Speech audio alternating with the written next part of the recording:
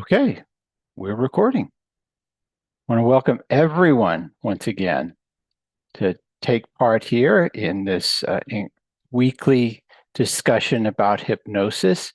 Um, I want to make sure if someone pops in here, I can welcome them in. So we meet every week. Anyone is invited. Of course, a lot of what I talk about is based on my operations manual, which I can give access to anyone as long as they reach out to me and we sort of talk for a couple minutes. What I wanted to sort of talk about is I'll call it minimalist magic, making the smallest intervention for the greatest effect. There's a quote that's at the end of my operations manual by Antoine de Saint-Exupéry. He wrote The Little Prince.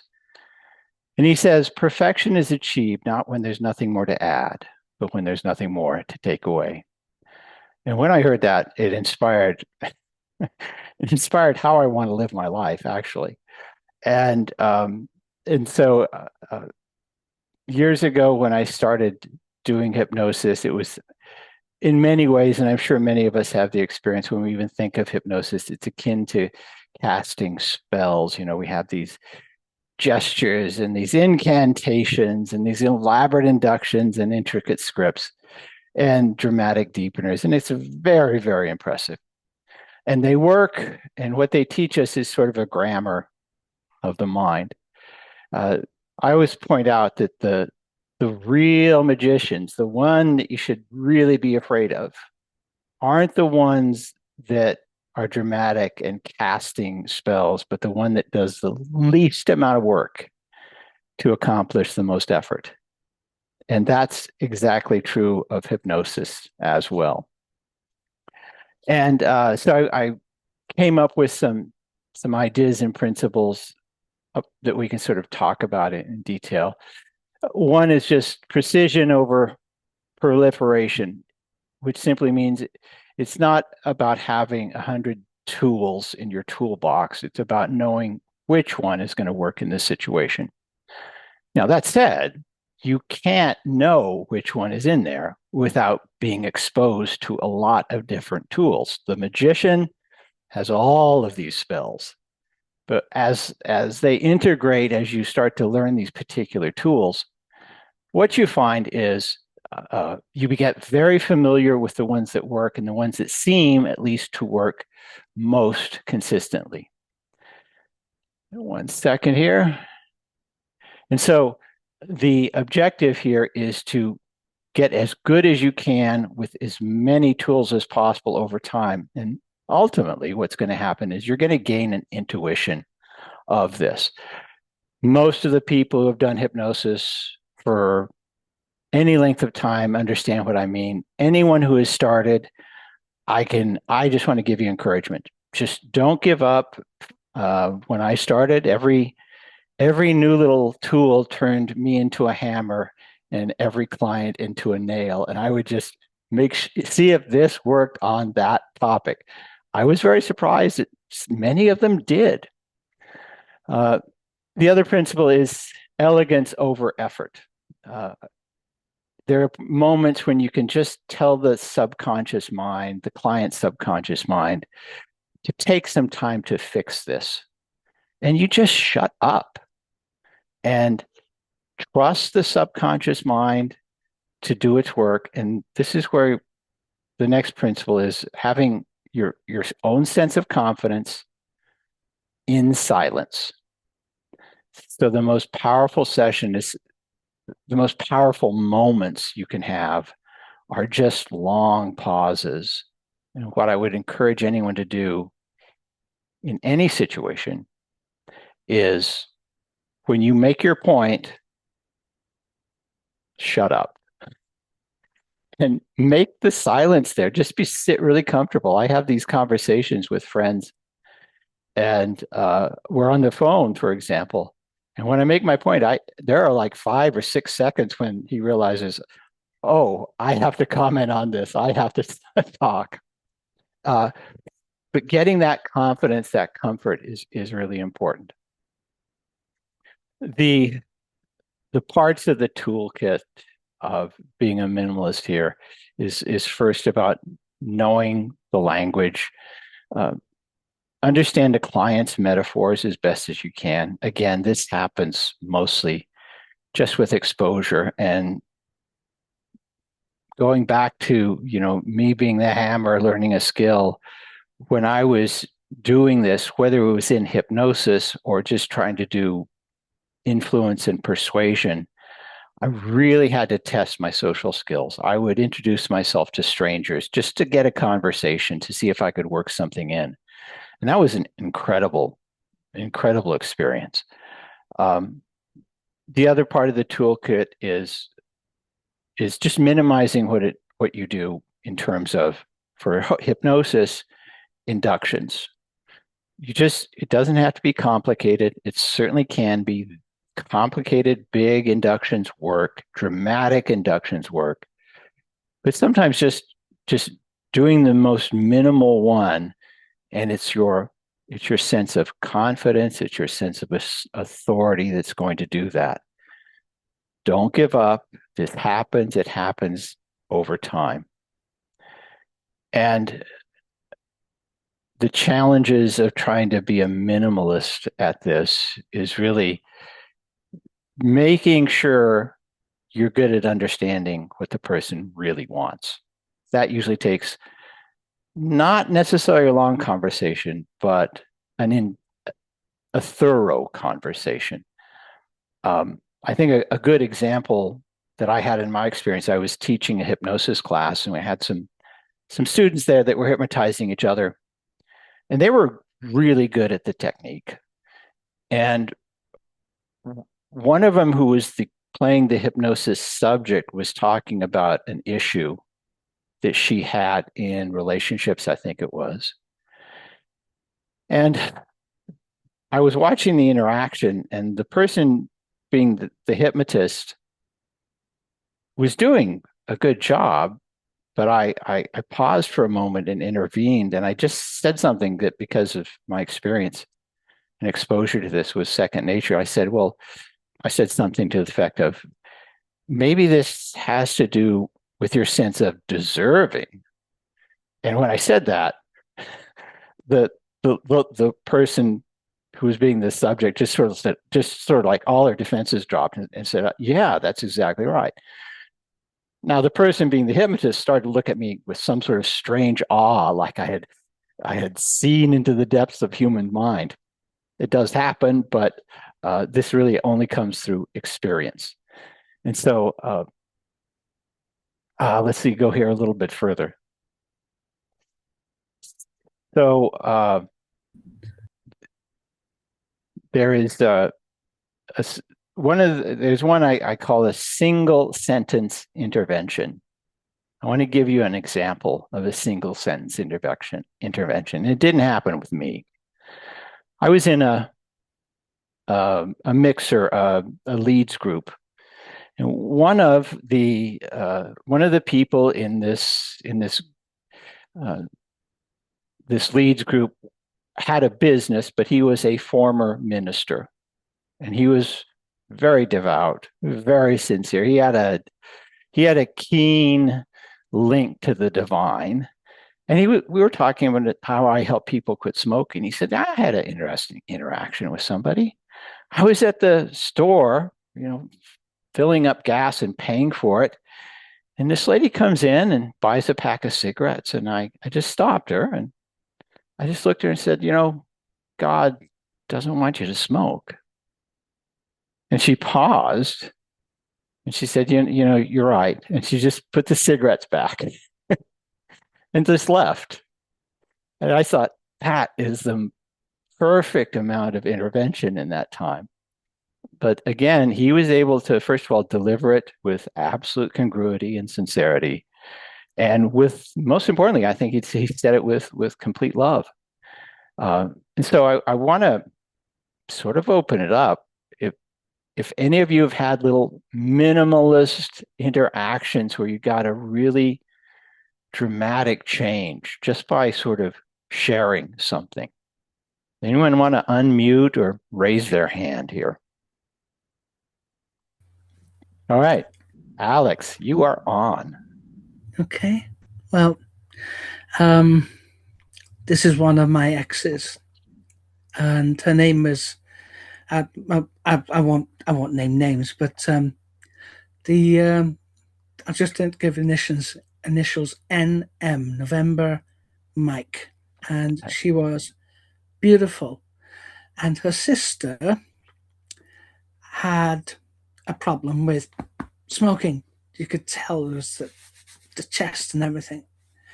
And I said something very similar, but I didn't do the God thing.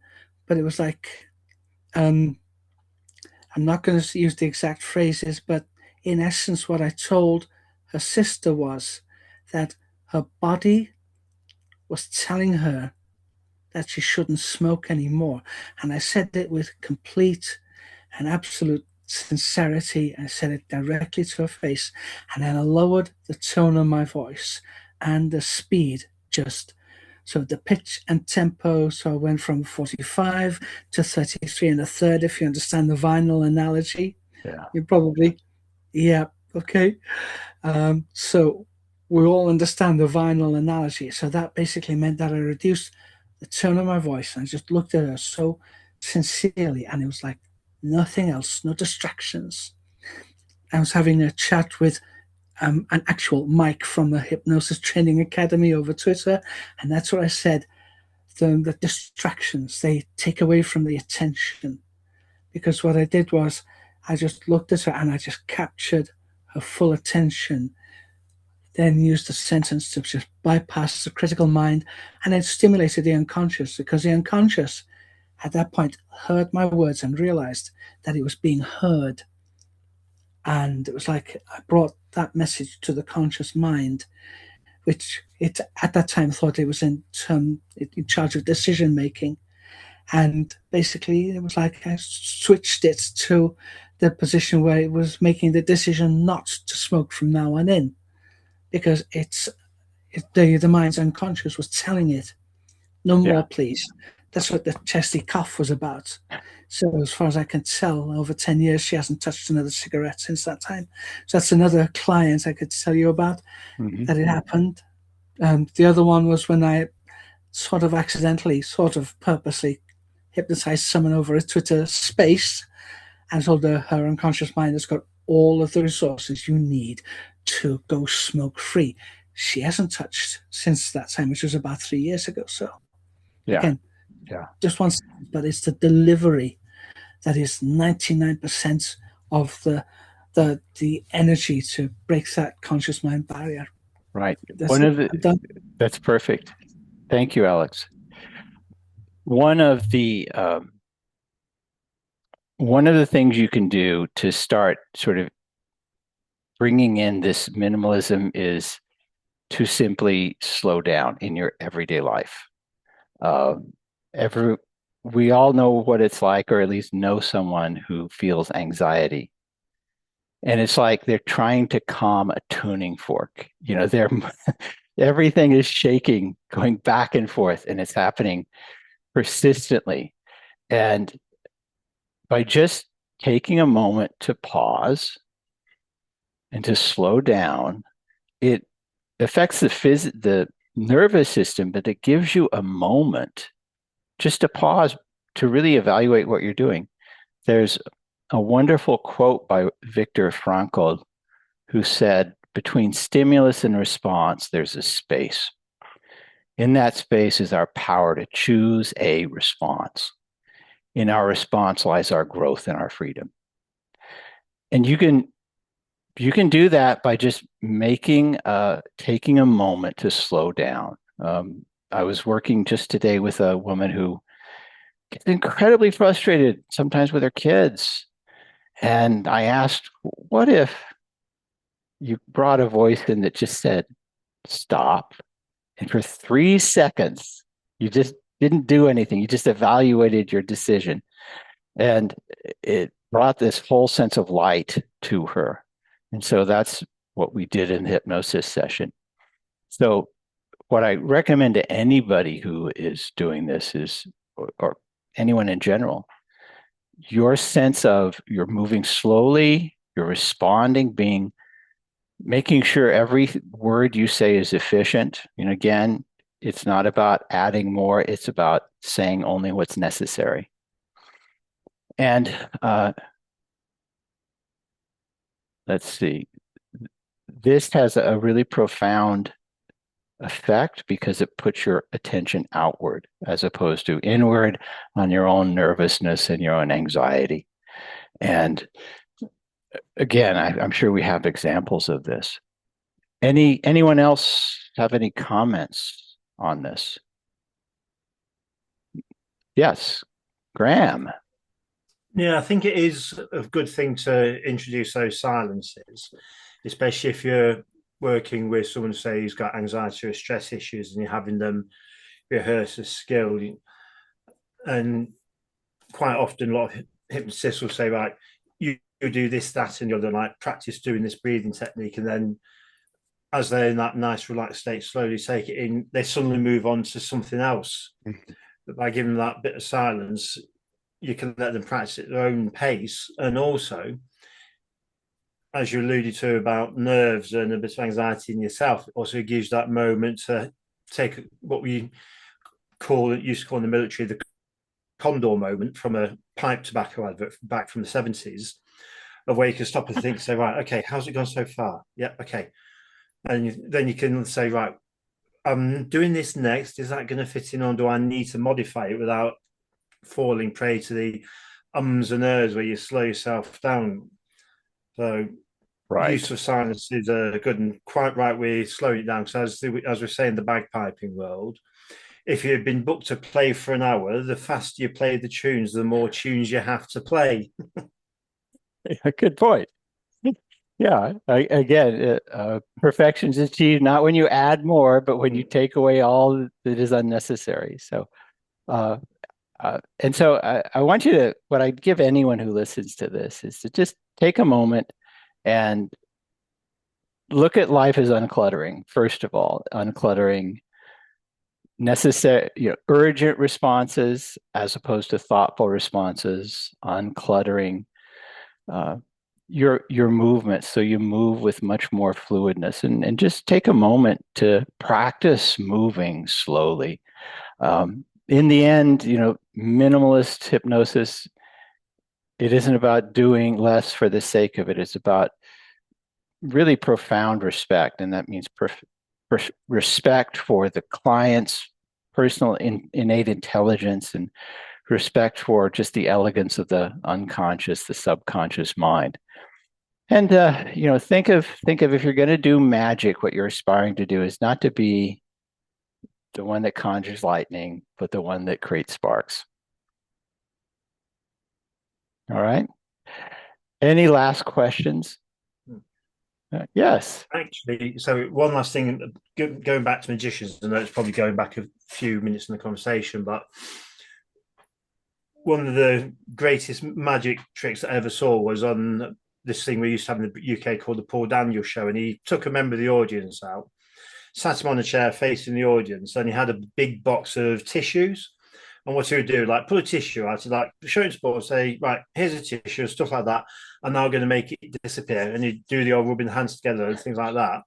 And what he would do, he'd employ a bit of misdirection. And as he did that, he would just casually toss the tissue over this guy's shoulder and say, right, did you see where it went to? He says, no, okay, right, let's do it again. So he gets another tissue and keeps doing the same thing again. Can you see the tissue? Yes, no, right. Did you see where it goes to? No, it didn't. And each time he's throwing his tissues over his shoulder until he's got a big puddle on the floor. And at the end of it, it says, right, it says, what I want you to do now is I'm now going to make the tissues reappear. It says, really? It says, yeah, just turn around and looks right on the floor, and there's all these tissues on the floor behind you. I think, how did they get there? I have done that trick. That once you know you have to bring it out of their field of vision, just toss it. It's really effective. Yeah. All right, guys, thank you so much. We're going to be back next week, and I appreciate all your attendance. And of course, if you're watching this on video, you're always welcome to reach out to me. Because you're here, you're not somewhere else. I deeply appreciate every little sacrifice you made to be here and to be a part of this. So, yes. One last thought. and it's a line from a movie, La Femme Nikita, which starred, I can't remember her name. Anyway, she ended up being the mistress of Jean-Michel Jarre for a while. But it was a beautiful movie, and her handler, the spy, turned around and said just 7 words, but they were in French, and they were tour de magie, pas tour de force. Try to work magic, not havoc. That is my watchword.